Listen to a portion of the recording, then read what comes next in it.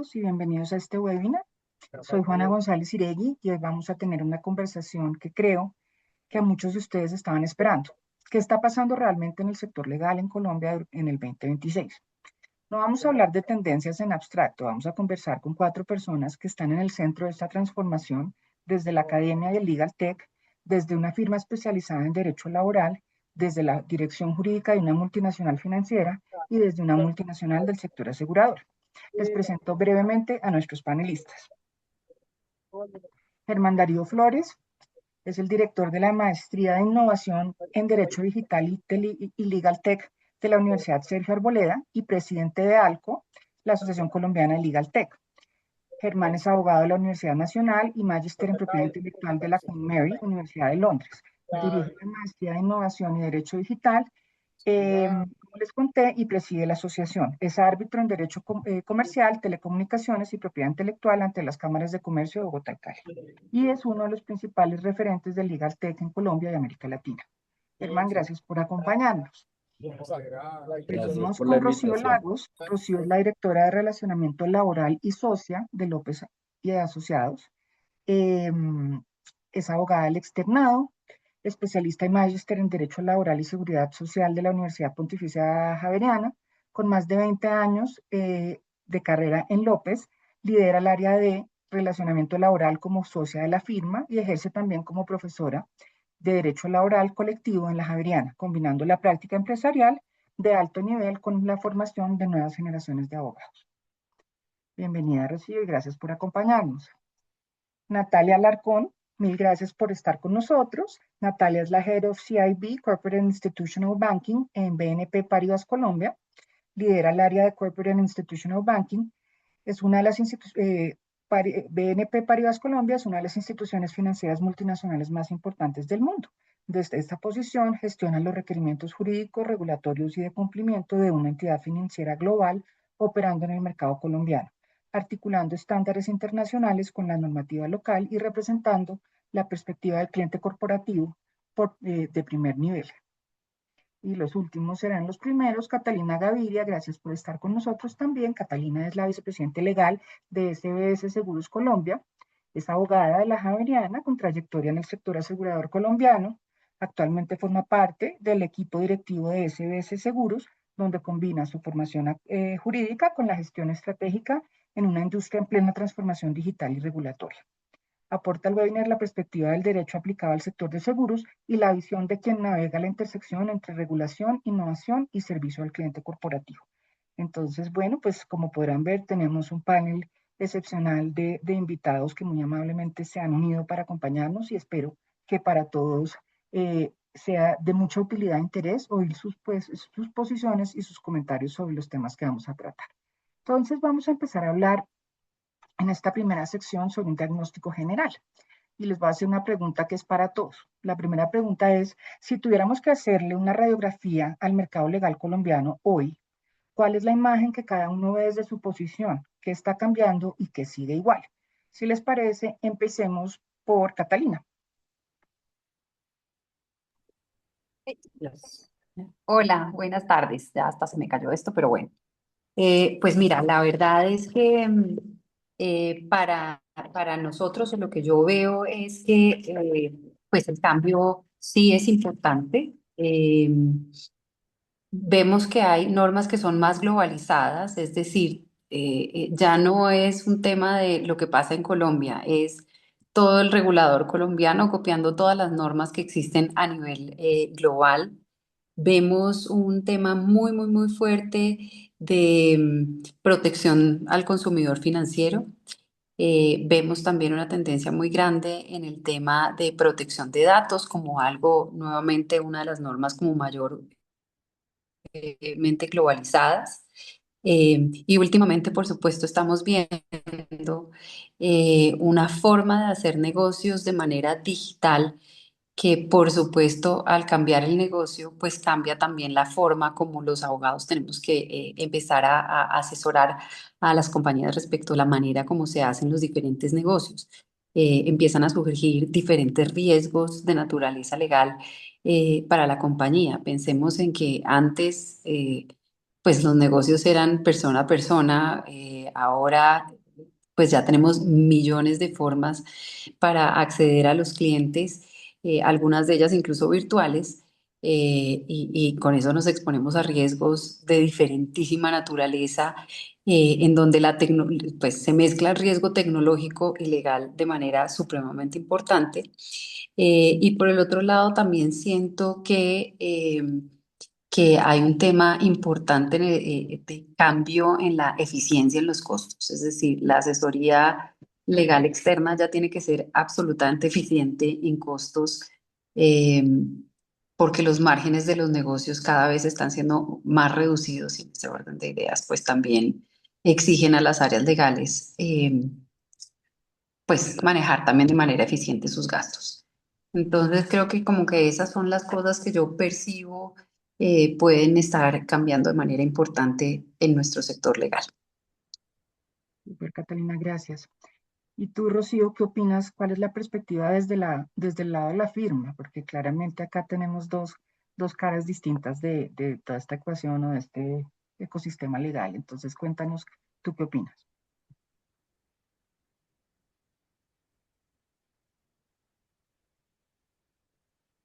Bueno, pues primero que todo, buenas tardes a todos los que nos acompañan. Para mí es un gusto acompañar este espacio con estos temas tan interesantes. Como tú lo dices desde la óptica de una firma que asesora en temas laborales, nosotros tenemos unas relaciones directas sobre todo con las áreas de gestión humana y con las áreas legales, que yo creo que es algo dentro de lo que sigue igual, que siempre ha sido, digamos, algo importante para las compañías en general en el mercado legal, es esa confianza que se busca en las firmas de abogados, ¿no? Siempre se busca un aliado que no solamente hable, digamos, desde la perspectiva normativa, sino que entienda el negocio dentro de cada una de las empresas, que ayude, digamos, dentro de toda una línea de sostenibilidad de las compañías, de reputación y que vaya un poco más allá. Creo que eso siempre ha sido una constante dentro de lo que se busca en el mercado legal. Ahora, decía a buscar dentro de los asesores externos un conocimiento más amplio, por ejemplo, con temas que tengan que ver con data, que nosotros podamos como abogados también aportar un poco cómo está el sector, qué está pasando dentro de sus, digamos, competidores, entender un poco más allá de temas estrictamente jurídicos. De hecho, nosotros en los temas laborales tenemos una gran incidencia en temas de habilidades blandas. Para nosotros es sido importante y mira que nuestros clientes han empezado a enfocarse mucho en un tema de prevención de riesgo y desde lo que tiene que ver con temas laborales, de derecho laboral y de administración en general del talento humano, siempre termina siendo un tema muy importante como prevengo, ¿no? Como desde una capacitación, como anticipo también un tema de prevención de riesgos, generando también unas habilidades dentro de los trabajadores que permitan disminuir el nivel de conflictividad. Entonces, fíjate que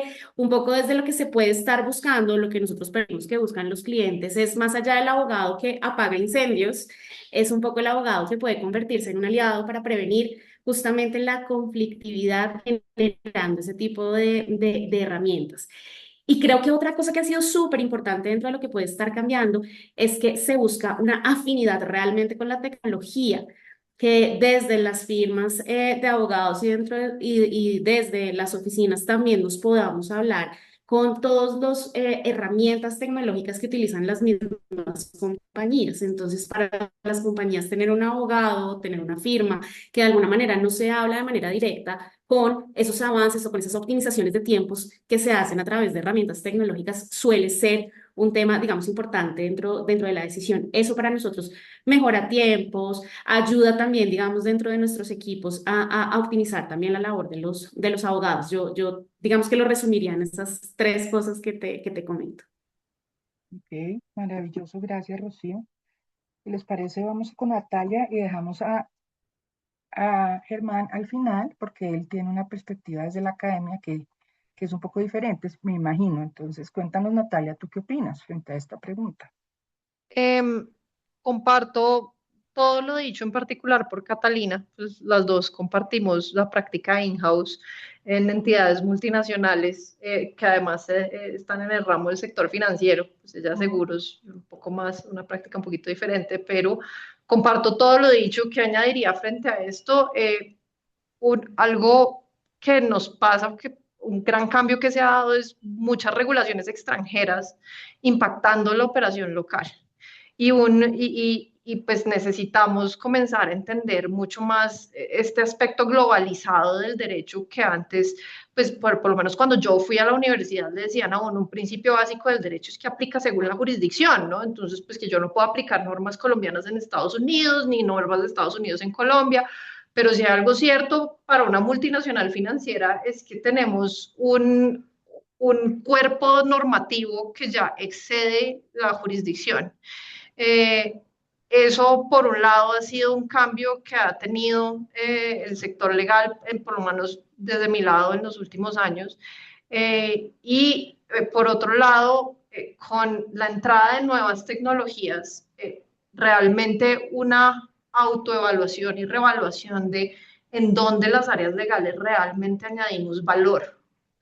Entonces, entender que probablemente donde nosotros hoy en día añadimos un verdadero valor no está en el red line de los contratos, ni en lo que hoy muy fácilmente es reemplazable por la tecnología, sino en nuestro criterio y entendimiento profundo del negocio, que es algo que al mismo tiempo yo es una búsqueda que cada vez más y más hago de cara a los externos, y es necesito a alguien que entienda no solamente el aspecto legal, técnico, que hoy en día, pues por estas mismas herramientas tecnológicas, en últimas, es más fácil de conseguir, sino que tenga el criterio para añadir valor frente a estos temas.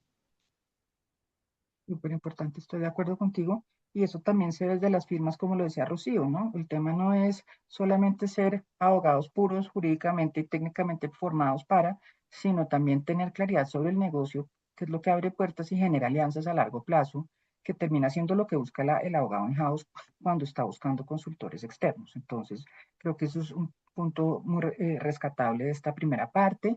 No me he olvidado, Germán. Germán, cuéntanos tú desde tu ámbito académico, ¿cómo ves esto? Yo sé que tú estás muy metido en el tema de tecnología, entonces seguramente vas a tener mucho que aportar en ese tema específicamente. Cuéntanos, por favor, cómo lo ves.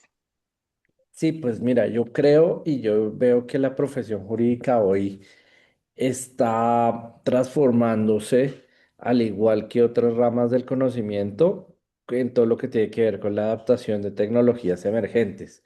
Y eso lo vemos como en todos los sectores. Lo empezamos a ver en las firmas de abogados, obviamente, entonces ya vemos cómo los departamentos, cada uno de los departamentos de firmas de abogados se están capacitando en uso de IA, en legal design, en legal tech.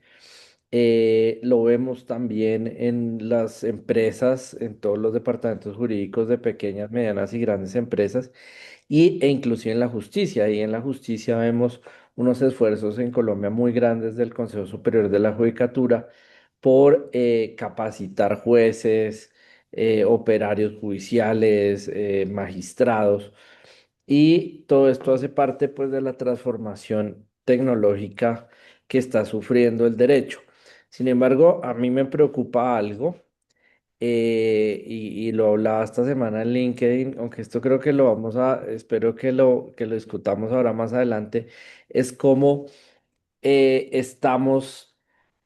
pareciera a veces que solo importa el conocer las herramientas tecnológicas que nos ayudan a hacer mejor el derecho o realizar mejor la labor jurídica, pero estamos dejando de lado el criterio jurídico o el rigor jurídico que no se puede olvidar. Entonces yo veo un montón de personas vendiendo humo, qué pena que sea tan explícito en LinkedIn y otro tanto de más de personas siguiéndolos solamente porque les enseñan cómo hacer, cómo buscar jurisprudencia o cómo sacar un memorial con herramientas. Yo creo que eso no es tan difícil, la verdad, porque esto es simplemente conocer la tecnología que está llegando, tomarse unas horitas para conocer cómo funciona las nuevas IA, saber un poquito de prompts, pero eso, créanme que en 1 o 2 semanas uno lo saca. En cambio, el criterio legal implica un montón de tiempo y un montón de esfuerzo que si uno no lo tiene, entonces todo este resultado de la IA es un tema absolutamente vacío. Y es algo que a mí me preocupa mucho y lo digo como un precursor de la IA, como presidente de una asociación de Legal Tech. Entonces, por eso es que yo creo que se está dando esta transformación y eso me alegra mucho, que cada vez haya mayores, digamos que las firmas, los departamentos jurídicos y la misma rama están muy preocupados por entrar en el mundo de la tecnología, pero pues tengo esta gran preocupación que quiero dejar sobre la mesa sobre esa relación entre el rigor jurídico y el uso de tecnología. Y obviamente esto también permea la academia, ¿no? Porque también uno empieza a ver cómo las facultades de Derecho en Colombia están cambiando sus pensums y cada vez están incluyendo más temas que tengan que ver con innovación legal y con tecnología. Pero ahí viene otro tema, si están escogiendo bien quién está enseñando esto. Porque si son personas que solo saben tecnología y no conocen los temas que tengan que ver con esa relación, con el rigor jurídico, pues de nuevo les están dando un mensaje a los estudiantes que creo que no es el adecuado. Gracias, Germán. Y para atar con lo que acabas de decir, te hago la siguiente pregunta. ¿Qué tan preparado está el abogado colombiano promedio para el mercado legal que existe? ¿Hay una brecha entre lo que se enseña y lo que el mercado necesita? Bueno, acá esta pregunta es súper interesante, aunque yo creo que mis colegas el día de hoy van a tener una aproximación mucho más exacta y mejor de lo que yo puedo dar. Pero mi impresión es que el, el abogado hoy en general tiene falencias para lo que el mercado laboral está buscando. Y eso es un riesgo bien complejo. ¿Por qué lo digo?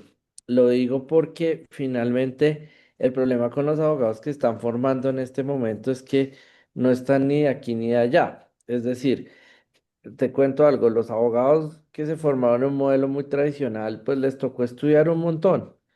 Y finalmente, pues están rezagados con la tecnología, pero yo creo que eso no es un problema. La pandemia nos mostró que cualquiera puede acudir a la transformación tecnológica. Si no, miren todos esos ejemplos de los abuelitos de uno en Teams o mirando YouTube. Mi misma abuela, yo me acuerdo que no usaba YouTube y luego que lo descubrió en la pandemia fue la persona más feliz del mundo. Entonces, eso yo no lo veo tan complejo. Pero sí veo con mucha preocupación lo que está pasando ahora con los abogados que se están formando porque tienen la IA ahí. Entonces, ahí se están creando unos huecos que hacen que si no hay un uso ético y no hay profesores como que guíen a los alumnos para un buen uso de las tecnologías, pues al final no van a estar capacitados para un mercado laboral que empieza a requerir otras cosas que no se requerían antes, ¿no? Y ahí es donde las habilidades blandas obviamente entran a jugar un factor importante, el liderazgo, trabajo en equipo, obviamente el uso de las tecnologías disruptivas, pero ser buenos abogados, porque está pasando algo, igual los empresarios o los clientes del sistema legal, pues tampoco son tontos y ya saben que existe la IA. Y si un abogado llega y te da lo mismo que te dice ChatGPT, dice yo para qué le estoy pagando a esta persona. Y eso es algo que yo creo que es un gran reto que Colombia aún no asume, pero que va en un camino maduro, ¿no? Tampoco estoy diciendo que no se haga nada, pero que esto es un reto gigante para las universidades y para todos los que están formando a los futuros y futuras abogados en el país. ¿Alguna de las tres panelistas quisiera darnos su punto de opinión? Catalina, Pues cuéntanos. fíjate que yo tengo ahí otras cositas para complementar. Y es que la mayoría de nosotros estudiábamos derecho porque no nos gustaban las matemáticas y éramos muy malos en matemáticas. Y resulta que en el ejercicio profesional lo que uno ve y extraña muchísimo era algo que también mencionaba Natalia, y era el criterio con base en el cual uno podía llegar a entender las implicaciones legales que estaba tomando en el negocio. Y eso no se puede hacer de otra manera si de alguna manera uno no entiende un poquito de los números y las implicaciones que ellos tienen. Lo básico, pues oye, el costo del servicio de abogado, pero no, es que estamos hablando de contratos de miles de millones de dólares que si de alguna manera no se estructuran de manera adecuada o no se identifican los riesgos, pueden costarle a la empresa infinidades. Entonces, ahí creo que hay una brecha muy grande. A mí me tocó, digamos, una educación, como decía ahora Germán, más tradicional, y agradezco profundamente mi primer año de Derecho con Contabilidad y Economía. Aquí, por supuesto, los pensums y las carreras de Derecho veo que ya incluso ni siquiera ven todas las materias, sino que además de eso tienen énfasis. Entonces hay materias que desaparecen y como no me gusta el derecho penal, pues no veo derecho penal y resulta que en el ejercicio profesional del negocio hay millones de conductas que, o circunstancias en las que tocas el derecho penal que no viste. Entonces, para mí desafortunado, creo que hay un vacío que hay que llenar en una educación un poco más integral que le permita al abogado ver de manera estratégica el problema que se le está planteando y en ese orden de ideas poder tener una solución complementaria. No necesita uno saber de todo, porque no lo puede hacer, es imposible, uno es humano, pero sí necesita poder tener el criterio de decir, pilas, necesito alguien experto en, porque esto puede estar tocando tal cosa. Entonces creo que ahí hay unos vacíos como básicos, hay unas brechas importantes en lo que yo estoy viendo de abogados o de la educación del derecho. Y por supuesto, pues todo el tema tecnológico que entiendo ya las universidades están trabajando un poco más en eso. Por supuesto, en mi época no me tocó y creo que también es una falencia nuestra. O sea, tenemos que aprender a manejar todas las herramientas eh, y entender también cómo es cómo surge y cómo se acomoda la tecnología al negocio, porque ya hoy por hoy, si ustedes ven los neobancos y toda esta cosa, pues ya ni siquiera tienen oficinas. Todo se hace por una aplicación y el derecho tiene que estar detrás. Los abogados tenemos que estar detrás para asegurar que haya finalmente una protección también al cliente, considerando todos los riesgos, pues, de ahora un negocio digital.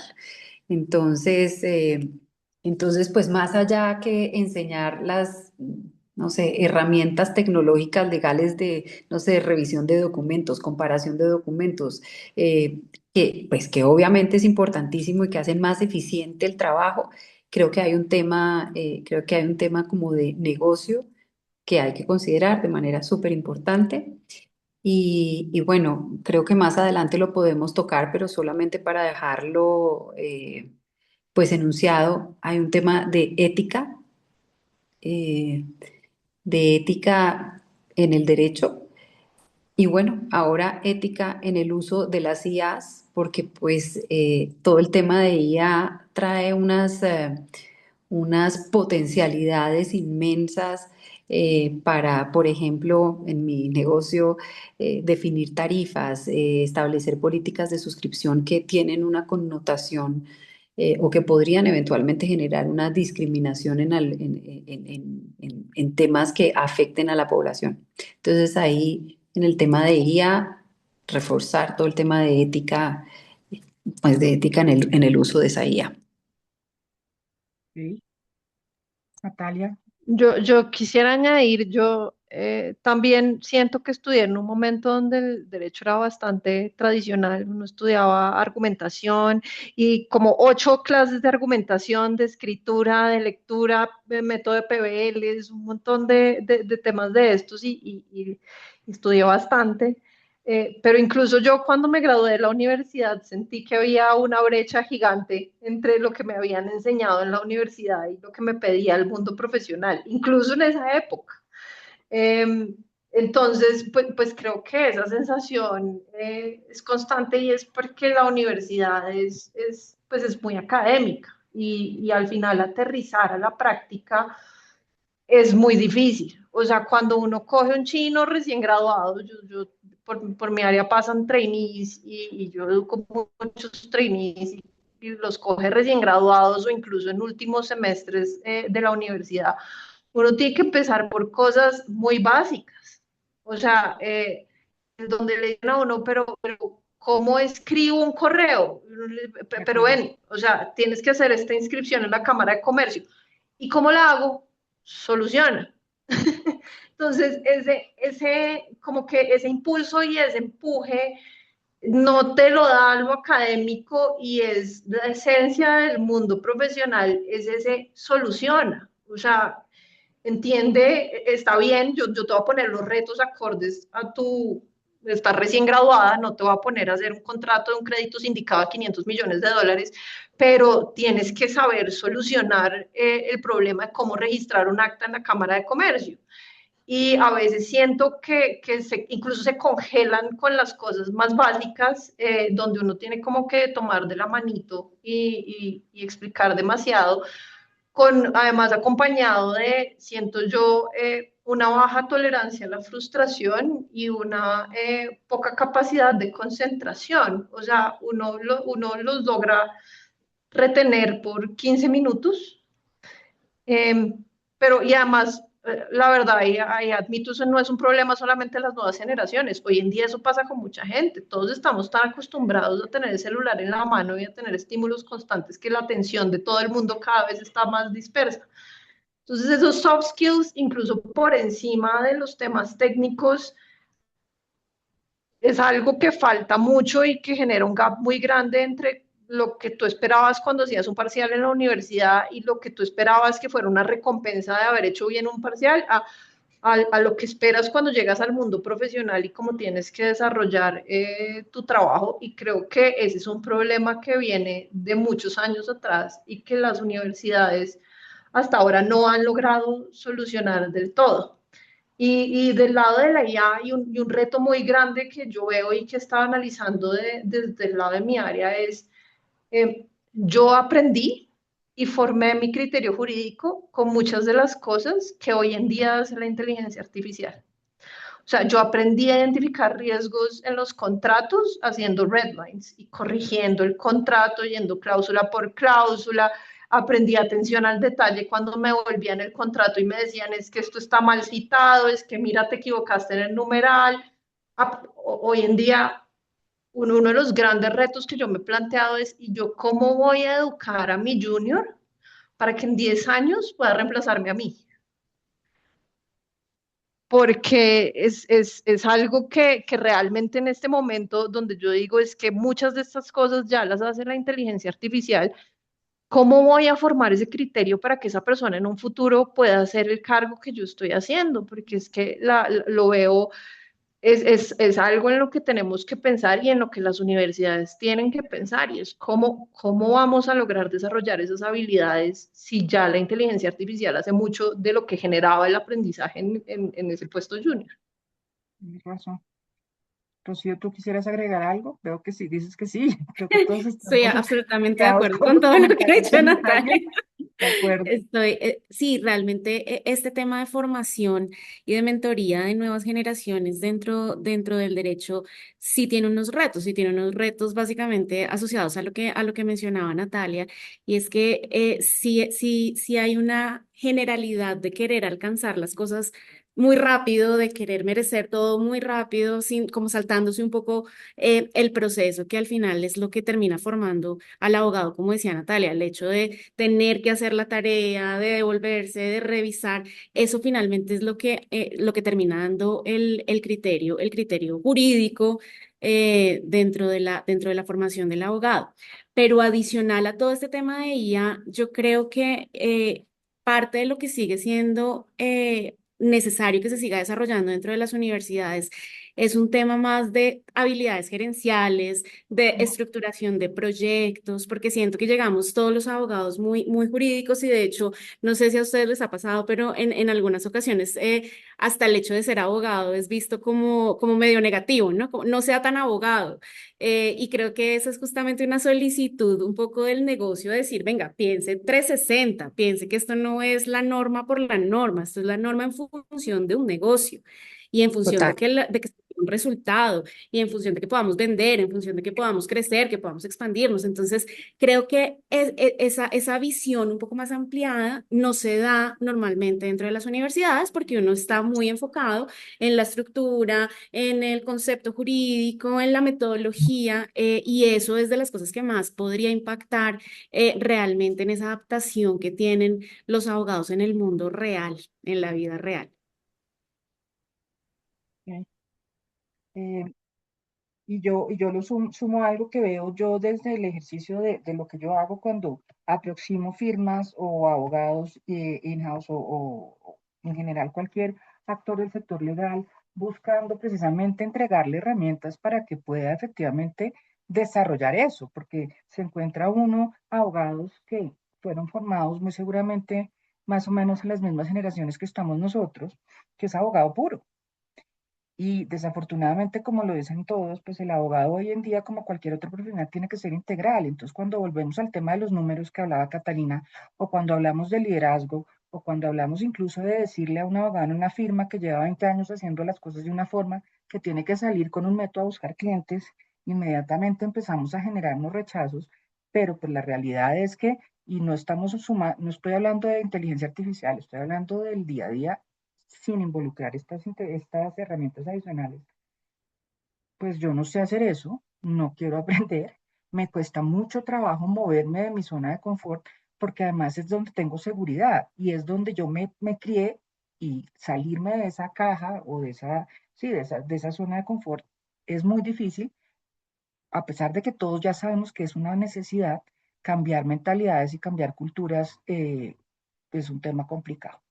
Bueno, seguimos hablando del Legal Tech y la tecnología, y esta pregunta creo que es para Germán, para cerrar, digamos, esta parte del tema de Legal Tech. La pregunta es, bueno, la tecnología y el Legal Tech llevan años en la conversación, pero ¿a cuánto ha cambiado realmente la forma en que se ejerce el derecho? O sea, ¿realmente hay un avance o más bien es mucho run run?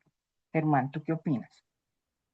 Pues Juana, yo creo que hasta hace 2 años sí era mucho run run, pero lo que yo he visto en los últimos, ya ni siquiera diría 2 años, diría 6 meses, es absolutamente increíble. O sea, es como que ya empezamos a ver cómo los abogados y abogadas, jueces, operadores jurídicos empiezan a hablar con mucha naturalidad de prompts, de diferentes sistemas de IA aplicados al derecho, Notebook, LM, Gemini, Copilot ya empiezan a hablar como ChatGPT, como si fuera más viejo de la vieja que ya ni se usa. Y esto me parece increíble, el hecho de que ya haya esta naturalidad, porque estamos comenzando a ver cómo sí hay una transformación en el uso de las herramientas tecnológicas para hacer más eficiente el derecho. E inclusive en algunos sectores, pues ya se empieza a ver cómo las legal tech se empiezan a impactar. Y esto lo veo, digamos, por toda la experiencia que he tenido en América Latina de trabajo cercano con legal tech. Entonces ya empiezan a ver compañías como Lemontech, como Nextlex de Brasil, ahora Justina de Perú, que están empezando a tener una gran influencia en el continente y en Colombia en cómo sus herramientas son utilizadas por departamentos jurídicos y por firmas de abogados para prestar un mejor servicio a sus clientes. Y también empezamos a ver también cómo varias empresas colombianas están ya creciendo de una manera muy interesante como Legal Tech. Y ahí vemos casos como el de Recu, que pues hace demandas ejecutivas y lleva casi que hasta el final su proceso con herramientas de inteligencia artificial. Entonces, ya, yo creo que hasta hace 2 años, en serio, era medio puro tuntún y no había mucho de avance. Ya estoy viendo unos avances impresionantes. Estoy viendo además unos fenómenos muy interesantes, estudiantes que se están volviendo también influenciadores del derecho. Por ahí tuve un estudiante que en una clase les dio unas ideas y les dije que comunicaran las cosas y les dio por poner un canal de TikTok y tienen en promedio 183.000 vistas. Y lo único que hacen es explicar sentencias, porque era una clase en que yo les estaba explicando el legal design y les decía que el problema que tenían los magistrados es que escribían para ellos o para personas que se criaron en ese entorno, pero no para la gente. Entonces, por eso nadie entendía las sentencias y que yo sentía muchas veces cuando yo estaba en la universidad que yo era bruto porque no entendía las sentencias y con el paso del tiempo me di cuenta que yo no era bruto, la verdad, sino que esas sentencias estaban mal escritas. Entonces le dije a los chicos, traten de no repetir estas cosas y busquen mecanismos para replicar el conocimiento legal y crearon este canal y me sorprendió mucho. ¿Y por qué traigo este ejemplo a colación?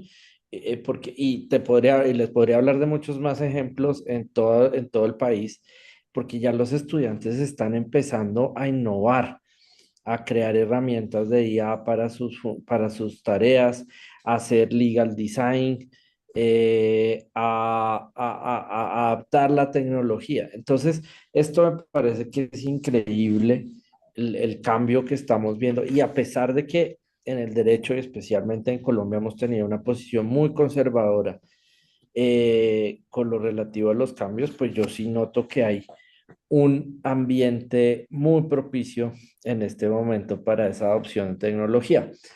Pero vuelvo y dejo el mensaje. Ojo porque, de nuevo, si no tenemos criterio legal, todos estos avances son absolutamente vacíos. Por ahí vi un ejemplo de alguien que puso en LinkedIn que tuvo un recurso y que para contestar el recurso que le habían negado, entonces utilizó unas herramientas de IA y luego utilizó otras y que qué maravilla y que le filtró 50 sentencias de altas cortes y yo me pregunto, ¿y cuántas sentencias leíste de esto?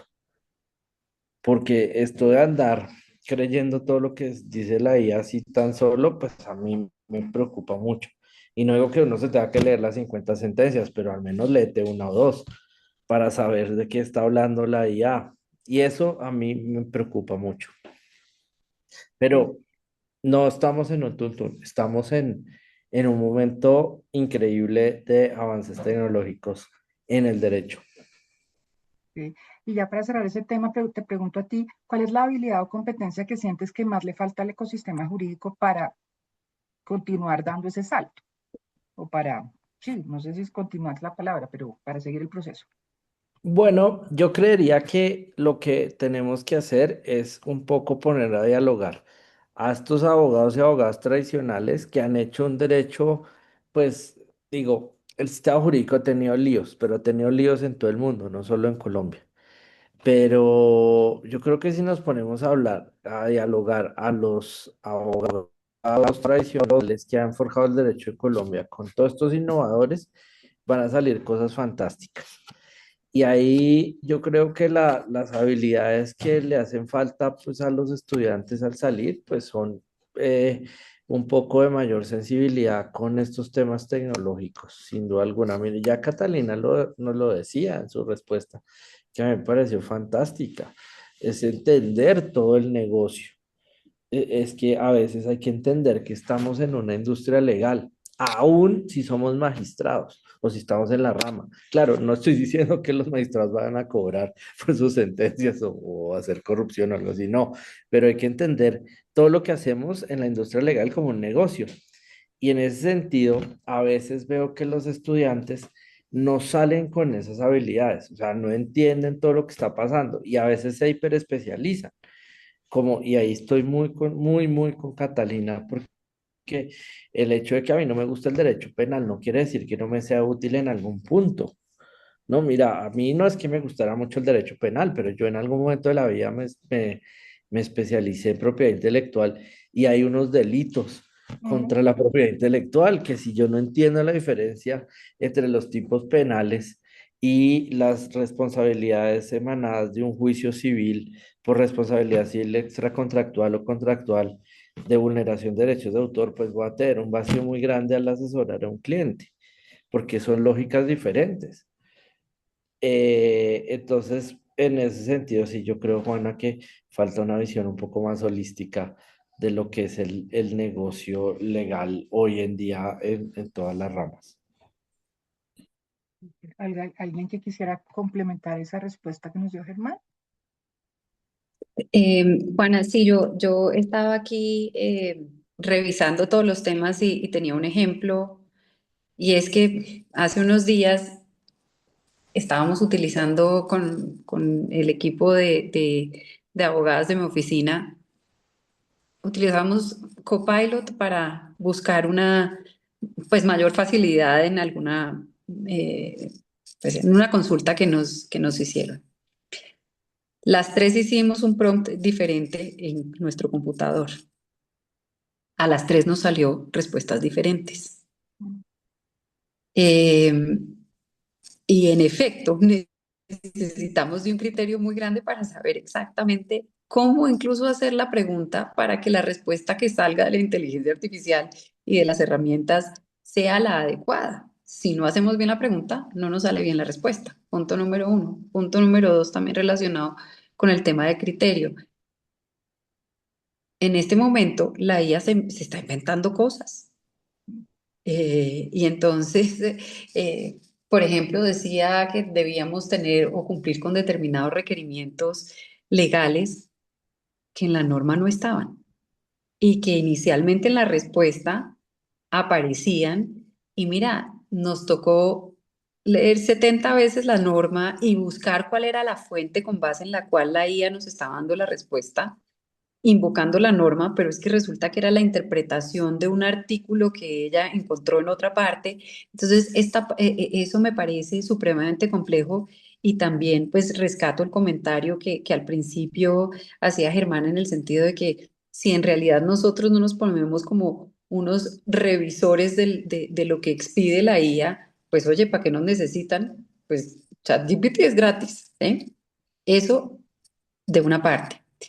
Y de otra parte, y ya para levantar la mano, digamos, en temas de riesgos legales en el uso de esas herramientas, es que tengamos muchísimo cuidado, porque fíjate que en estos prompts, que para hacerlos más precisos de alguna manera, empezamos a poner una cantidad de información, porque entre más amplio la respuesta es mejor, tenemos que tener un cuidado inmenso porque estamos a esa inteligencia artificial o a esa herramienta tecnológica compartiendo datos personales de pronto de clientes, compartiendo, digamos, incluso información, secretos profesionales o información importante de la compañía que después se queda en la IA, ¿sí?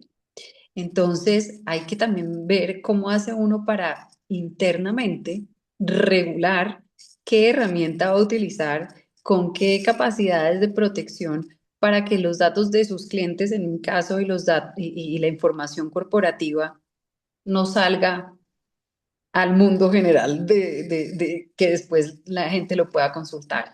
Entonces, creo que ahí hay un tema súper importante para que nosotros los abogados pues que es maravilloso utilizar las herramientas de la IA para revisar contratos, para que le sugiera a uno redacción de cláusulas, en fin, pues también tenga en cuenta que, ojo, porque uno mismo puede estar incurriendo en violación de normas de protección de datos al incluir datos personales en IAs que no están protegidas.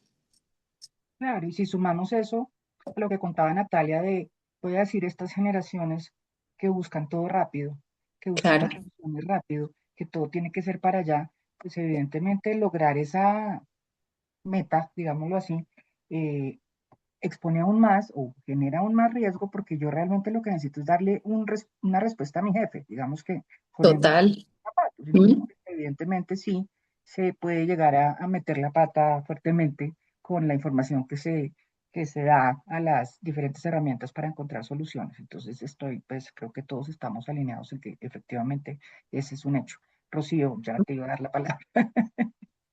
No, es que justamente escuchando a Catalina con el tema del prompt, a mí esta utilización de IA me ha llevado a una reflexión personal que no creí que en principio me fuera a llevar. Y es que a veces cuando uno está escribiendo y está haciéndole la pregunta a la inteligencia artificial, parte de unos supuestos que no comunica adecuadamente, de un contexto que no hizo, y pues por eso salen respuestas inadecuadas, incorrectas, imprecisas, pero la reflexión va a desde las firmas de abogados, por ejemplo, qué tanto a veces nuestras instrucciones al abogado recién graduado, al junior, es igual de incompleto que esos prompts que estamos haciendo, ¿no? Entonces, siempre me ha llevado a decir, ok, si esto no, si esto está diseñado con un montón de, digamos, de información y demás, y no logró darme la respuesta que yo esperaba, pues mucho menos, tal vez un abogado recién graduado, ¿no? Entonces, creo que también es un espejo que nos permite ver cómo le estamos preguntando, qué contexto estamos dando y cómo también estamos guiando a esas nuevas generaciones dentro de esas mismas instrucciones que estamos dando. Súper importante, tienes razón, Yo solo Natalia. quería comentar un mantra que le repito a mi equipo constantemente y es la inteligencia artificial es una herramienta, no es fuente. Es una herramienta, no es fuente. Entonces, es muy buena para revisar redacción, es muy buena para resumir documentos que tú le entregas sujeto al documento y que no busque en Internet, por ejemplo. Es muy buena para botar ideas, para que te ayude a estructurar cosas, pero no es fuente. O sea, no tomes eso como la verdad absoluta porque estás cometiendo un error monumental. Es verdad, es verdad. Me encantó. Me lo voy a llevar. Bueno, vamos a seguir un poquito más enfocados hacia los negocios. Entonces, Rocío, cuéntanos un poquito, frente al tema laboral, las relaciones laborales en Colombia son cada vez más complejas, nuevas formas de contratación, nuevos decretos, trabajo híbrido, plataformas digitales. ¿Cómo está respondiendo el derecho laboral a esa realidad? ¿Y qué le recomendarías a una empresa que quiere estar bien asesorada hoy? Pues mira, yo creo que de los últimos años, realmente en los que más ha habido cambios ha sido, o si miramos en los últimos 20 años, en los últimos 2 años hemos tenido un montón de normas, leyes, decretos de temas laborales. Entre los abogados laboralistas hay un chiste interno y es que estamos de moda los abogados laboralistas porque nos cambiaron completamente muchas reglas del código, nos cambiaron temas, digamos, en la reforma laboral de jornadas, de recargos, de tipos de contrato. Hace 2 semanas tuvimos un decreto que nos cambió completamente la manera en la que se ven las negociaciones colectivas en Colombia, por ejemplo, la manera en la que negociamos con los sindicatos. Eso creo que es un cambio absolutamente gigante dentro de la estructura. Simplemente como para que nos hagamos una idea a raíz de este decreto, básicamente lo que termina pasando es que todos los trabajadores de una industria sindicalizados o no van a tener que pagar cuota a la organización sindical que se siente a negociar en un nivel de industria. Es decir, el derecho laboral viene generando unos cambios y viene respondiendo, digamos, a unos temas sociales, políticos y en general, digamos, de la realidad del mercado. Pero particularmente digamos, en el derecho laboral, estas modificaciones no solamente han sido desde la ley, desde el decreto, sino que tenemos una tendencia altísima de realizar cambios más a través de soft law. Es un tema más de circulares del Ministerio del Trabajo, de algunas resoluciones, incluso temas jurisprudenciales. Entonces, sí hemos venido teniendo unos cambios que muchas veces terminan siendo imperceptibles y que al final cuando tú vas a contestar una pregunta a un cliente, terminas diciéndole, una cosa dice la ley, esto dice la ley, pero ven, te cuento lo que pasa en la práctica y te cuento lo que dice la sentencia y te cuento lo que dice la circular y te cuento lo que dijo el ministerio. Entonces, efectivamente, sí hemos venido como digamos, involucrando todo este tipo de cambios que ha venido teniendo el mercado laboral a la legislación y no solamente a la legislación, digamos, entendida como el derecho, digamos, positivo, sino también a través de circulares, de visitas del Ministerio del Trabajo y digamos, como todo este tema. Entonces, si uno pensara en qué necesita una compañía en este momento o qué es lo que uno, pues al final recomendaría frente a todos estos cambios y frente a lo que termina pasando, por lo menos en materia laboral, yo te diría 5 cosas que uno debería como tener presentes. Uno, constante actualización de sus equipos, capacitación, entendimiento de todo este entorno, porque definitivamente ahí es donde se empiezan a conocer, digamos, a cometer los errores. Cuando desconozco un poco qué es lo que está pasando y me abstraigo de todo este movimiento, por ejemplo, que tenemos desde el Ministerio del Trabajo, la cantidad de decretos que han salido, la posterior a la reforma laboral y demás, creo que ahí puedo tener algún tipo de riesgo. Lo segundo, creo que es una práctica pues absolutamente recomendada, el tema de constantes auditorías, revisión de procedimientos internos, entendimientos de cómo estoy aplicando esas normas. Lo tercero que a mí me parece que es súper importante dentro de lo que realmente desde la perspectiva laboral uno debería recomendarle a una empresa es poder tener una integración de las áreas legales, de las áreas de recursos humanos con las áreas operativas o digamos del core de negocio dentro de las mismas compañías, porque en la medida en que nosotros como empresa sigamos viendo a jurídica allá arriba y a recursos humanos por allá arriba y acá funcionamos, pues las compañías no van a poder digamos, como integrarse. Y yo creo que dentro de todo esa sinergia que debe haber entre las áreas es donde empezamos a tener esas posibilidades de evitar, digamos, elevar la conflictividad, evitar ciertos riesgos, digamos, de naturaleza legal, específicamente en lo que tiene que ver en materia laboral. Yo creo que sí es importante asesorarse digamos, de firmas especializadas o de abogados especializados en temas laborales que puedan tener no solamente el tema, digamos, jurídico, claro, sino todo el contexto, como les decía, el contexto político, el contexto social, el contexto de lo que vienen haciendo las organizaciones sindicales, porque pues finalmente eso es lo que termina a ti anticipándote ciertos riesgos y anticipándote la necesidad de generar ciertas planes de acción que te permitan estar preparado, pues porque al final eso es lo que deberíamos empezar a hacer desde la perspectiva de prevención, los abogados en general. Y creo que para finalizar, digamos, hay un tema que para mí ha sido realmente importante y es que dentro de las empresas tenemos que trabajar en algo que nosotros en la firma hemos denominado madurez organizacional. Y esa madurez organizacional básicamente tiene que ver un poco con estas habilidades blandas de las que yo hablaba al inicio, pues porque sí es importante que en lo que tiene que ver con el relacionamiento laboral, con los trabajadores, nosotros les demos herramientas a todas las áreas y a todos los trabajadores para poder gestionar los microconflictos. Porque en materia laboral, siempre lo he sostenido, las grandes demandas, los grandes problemas surgen de pequeños conflictos mal manejados dentro del pasillo, de pequeñas respuestas no dadas a tiempo con los trabajadores, de una intervención no tan clara. Entonces, yo sí creo que ahí hay que trabajar en darles herramientas a las personas en todo lo que tiene que ver con conversaciones claras, con conversaciones difíciles, con el manejo de sus emociones, con entender que acá esto no es nada personal, que pueden, pues, que están representando también todo un tema corporativo y definitivamente digamos que desde las diferentes áreas se empiecen a tomar decisiones oportunas que no permitan el escalonamiento del conflicto, es decir, que no todo rebote en las áreas jurídicas o en las áreas de gestión humana, porque la conflictividad que nace con un trabajador es lo más probable es que tú la puedas solucionar en el manejo con el jefe directo. Lo que pasa es que en muchas ocasiones ese jefe directo no tiene las herramientas necesarias para poder solucionarlo. Y cuando el tema se empieza a elevar y a mandar a las otras áreas, es cuando el tema se pone, digamos, un poco más complejo. Entonces yo diría que en eso, digamos que deberían trabajar todas las compañías para desescalar la conflictividad y disminuir los índices de conflictividad al interior de las compañías. Buenísimo, Rocío, mil gracias. Natalia, 2 minutos. Eh, Desde BNP Paribas tienes la perspectiva del cliente corporativo internacional operando en Colombia. ¿Qué es lo que más valoras en un abogado o una firma local y qué es lo que con más frecuencia los defrauda? Que sean business partners más que legal partners.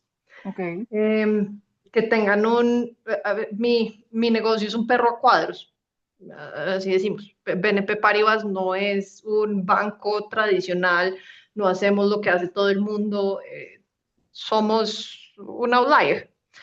Y aprecio mucho el abogado que entiende lo que nosotros hacemos y que puede asesorarme con base en un conocimiento profundo de mi negocio, porque los riesgos son diferentes dependiendo de la forma en la que tú haces el negocio. Y asimismo, como eso es lo que más valoro, también es donde más me decepciona.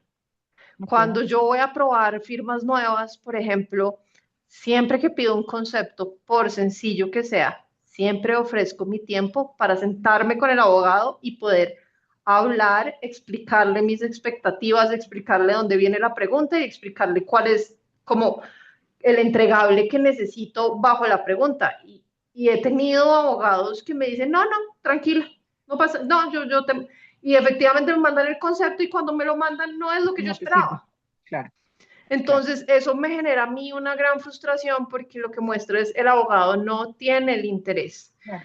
de sentarse a entender qué es lo que yo necesito, sino que lo que quiere es responder una pregunta. Y hay una Ok. gran diferencia entre responder una pregunta y darme lo que yo necesito. Y ahí empezamos a pensar en cosas muy básicas de la vida, pero que a la gente se le olvidan en general, y es que a veces hay que escuchar, ¿sabes? Porque todos estamos preparados para dar respuestas, pero no nos damos el momento para sentarnos a oír lo que tú tienes que decir. Y eso es algo que está pasando en todas partes y es una queja constante de la mayoría de clientes. Así que mil gracias por tus comentarios. Yo sé que tú tienes que salir, Natalia. Vamos a terminar con Catalina para terminar a las 7. Son temas muy interesantes que nos hubieran podido dar, creo que un tiempo más largo para hablar. Espero poderlo hacer en un futuro, pero pues mil gracias por la disposición y por la compañía. Catalina, ya para cerrar, el sector asegurador en Colombia es uno de los que más ha sentido la presión de la transformación digital y la nueva regulación, como nos decías al principio. ¿Cómo está respondiendo el derecho al ritmo que exige esa industria y qué aprendizajes del sector asegurador pueden ser valiosos para el resto del ecosistema legal? Mira, yo siento que en efecto el sector financiero y especialmente el sector asegurador ha tenido una transformación inmensa en la forma como viene haciendo los negocios y cómo, digamos, como la tecnología se ha venido metiendo. Entonces empezamos hace unos años con cosas muy sencillas como el tema de digitalización, servicios en la nube. A pesar de que la ley de comercio electrónico está hace mucho tiempo, solamente hasta hace muy poco, en realidad empezamos a implementarla en realidad y a vender seguros de manera electrónica. Eh, Ahí pues digamos que tenemos un acompañamiento de la superintendencia en muchas cosas relacionadas con el tema de seguridad de la información, ciberseguridad y todos los estándares grandes en ese tema. Nos han acompañado también con una flexibilización un poco más grande del tema de prevención de lavado de activos, haciendo que digamos el conocimiento, el proceso de conocimiento del cliente sea un poco más fácil. Hablamos también hace unos años atrás, pero en realidad no lo veo, todo el tema de blockchain y cómo estos contratos, los smart contracts, pudieran aplicarse en la industria aseguradora. Eso yo no lo veo de manera como tan importante. Desde hace unos años para acá también empiezo uno a ver algo que se llama el InsurTech, es decir, Ujú. eh, empresas que ofrecen servicios tecnológicos que quieren ser intermediarios de seguros y quieren convertirse en un canal más para la comercialización de seguros. Y con ellos también hemos tenido todo un aprendizaje eh, de cómo trabajar de manera conjunta, porque claro, ellos lo que decían es, quiero ofrecer agilidad, pero cuando ustedes me ponen todas las normas de la superintendencia financiera, pues primero hacen inviable mi negocio en sí mismo, la InsurTech, y por el otro lado complejizan todos los procesos en los que yo quisiera apoyarles. Entonces, pues ahí hay un tema, hay un cambio importantísimo y eso no está regulado. Eh, El tema de protección de datos, que para mí es supremamente importante, pues sí lo tenemos, a mi juicio, ya demasiado regulado, tan regulado que se vuelve esta regulación como un stopper para hacer negocios. Eh, Vemos hace unos años atrás el tema de Open Finance y Open Insurance. Entonces, cómo de alguna manera, con la aprobación de los clientes, se traslada información de un lado a otro, de una entidad financiera a otra, de una aseguradora a otra, o incluso de un tercero, para poder generar ofertas, en mi caso de seguros. Eso pues está en proceso de regulación, y si bien hace unos años, pues hace un año atrás o año y medio atrás entró con una fuerza inmensa, ahora ha quedado un poquito relegado, pero pues es un tema en el que tenemos que pensar, porque los últimos proyectos eh, de decreto hacían un Open Insurance y un Open Finance obligatorio, para todo el sector, pues para todos los sectores financieros. Y pues ahora todo el tema de IA, que también revoluciona, pues digamos, como el negocio, no solamente desde la parte comercial, sino también desde la operación misma, del seguro, y en general, pues la actividad de todas las áreas de la compañía, como ya vimos, incluyendo la misma legal. Entonces creo que por supuesto hay una cantidad de temas eh, que están impactando el negocio asegurador de manera inmensa. eh, y como siempre, pues la creatividad y los negocios van más rápido que la legislación. Y por eso tal vez cierro mi mensaje con el tema de que no necesariamente todo puede estar 100% regulado, y que en el tema de negocios al final uno también tiene que manejar unos esquemas éticos, eh, basados en, no sé, reglas máximas como de protección al consumidor, de transparencia, que le permitan, a pesar de no tener una regulación completa de todos los temas, pues guiarse de la mejor manera para hacer todo, aprovechando las oportunidades de negocio, pero de manera transparente y pues ética. Entonces, eso es como lo veo, pero pues obviamente el tiempo se nos está acabando, y no quiero ser muy técnica en decretos y cosas de esas, pero en general el mensaje es: vamos atrasaditos frente a todo lo que últimamente está explotando en la industria aseguradora. Catalina, mil gracias. Efectivamente, llegamos al final de este espacio. Para respetar el tiempo tanto de ustedes como de los asistentes, les voy a pedir a cada uno que nos dé una reflexión o una advertencia o un llamado de acción, a la acción, perdón, que les quede de este espacio. Si quieres, Germán, cuéntanos tú un minuto. Bueno, no, pues muchas gracias por la invitación y no, aparte de todo, pues aprendí un montón de mis copanelistas, qué maravilla ver esa aproximación en diferentes espacios, en la banca, en el Ministerio de Trabajo, en las aseguradoras. Y yo lo que le diría a los que nos están viendo hoy es que aprendan o que sigan siendo inquietos. Yo sí creo que esas ganas de aprender más cosas y una mejor forma es lo que nos lleva, digamos, a avanzar en el conocimiento, y a veces en el sector jurídico durante varios años, yo diría décadas, estuvimos muy quietos. Teníamos una ley de comercio electrónico del 99 y vinimos a aplicarla en la pandemia. Es decir, tuvimos que esperar casi 21 años para poder hacer una justicia digital. Entonces, mi mensaje a todos es aprendan más cosas, ¿no? Aprendan de números, aprendan de estrategia, aprendan de marketing digital, aprendan de psicología digital.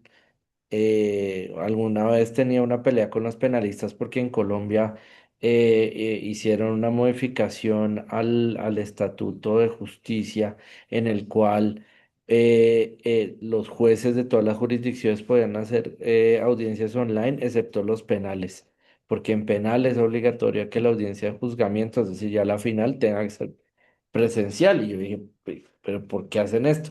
y es porque los penalistas pues pensaban, un gran número de penalistas, que como era un tema pues tan delicado, una audiencia de juzgamiento, los testigos podían decir mentiras o cosas así. Y yo pues lo que les decía es como el que te dice mentiras te las dice de frente o te las dice online. El problema no está en los testigos, sino en quien está detrás de la pantalla. Mientras que los demás jueces se van a volver muy buenos en psicología digital, los jueces penales van a quedar rezagados al cabo de cierto tiempo.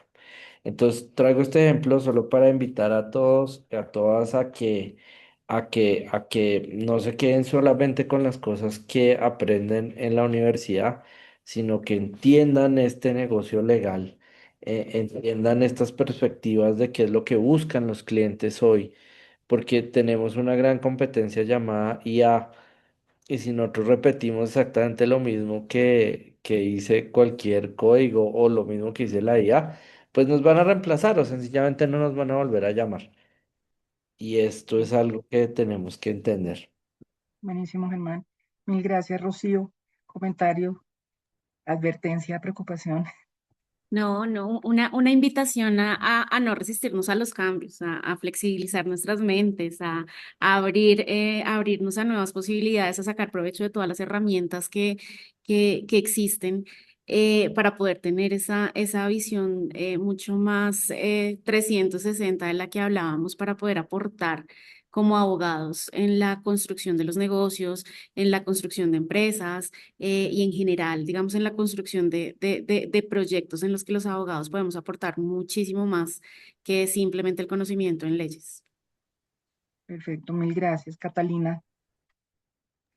Pues antes de decir mi mensaje, la verdad es que quería agradecerles a todos. Me ha parecido espectacular participar acá y oír pues los aportes de todos. Espero que también hayan sido valiosos pues como para la audiencia. Y bueno, pues creo que todo esto nos lleva a varias cosas. La primera, el derecho no es derecho porque sí. El derecho es una ciencia que de alguna manera es práctica y estamos aquí para permitir negocios, para permitir que otros desarrollen alguna actividad. Entonces, eh, pues seamos partners del negocio, y si el negocio cambia, y si el negocio se dinamiza, y si el negocio empieza a incluir, no sé, herramientas adicionales, eh, ahí tenemos que estar nosotros. Entonces, qué maravilla tener la posibilidad de bueno, no sabérnoslas todas, de tener todavía una posibilidad grande para crecer a pesar de la edad. Eh, y al final, la última reflexión es el derecho y la ética siempre están unidos, el negocio y la ética siempre deben estar unidos. Y cuando uno hace las cosas pensando, pues digamos, en los demás, en proteger al cliente y en hacer las cosas bien, seguro salen así no haya una regulación clara y expresa. Bueno, pues mil gracias, Germán, Rocío, Catalina y por supuesto Natalia por su generosidad y su tiempo y por haber aceptado nuestra invitación a este espacio. Gracias a todos los asistentes por acompañarnos hoy. Por ahí había una pregunta que cuándo iba a haber otro webinar. Estamos próximos o estamos en la preparación de otro, así que estén atentos a LinkedIn, que ahí verán nuestras próximas invitaciones. Me queda solo por decir que el sector legal colombiano claramente tiene retos importantes y enormes, pero también tiene personas como estas cuatro que están empujando hacia adelante. Así que mil gracias nuevamente y bueno, espero verlos muy pronto a todos. Las preguntas que tengan por el tiempo les voy a pedir, me las hagan llegar a mi correo y yo me encargaré de preguntarle a cada uno de los panelistas y darles respuesta. Entonces, mil gracias y buenas noches.